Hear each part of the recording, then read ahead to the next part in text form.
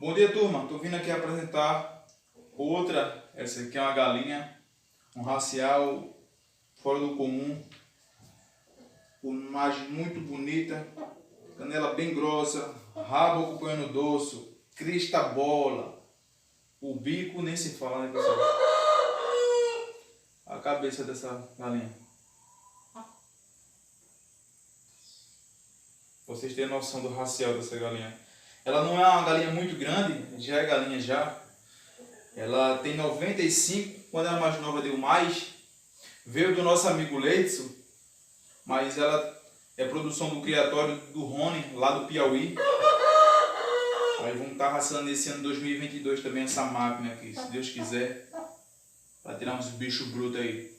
Tá bom, pessoal? As características que a gente busca bastante no gigante, ela vem oferecendo aí.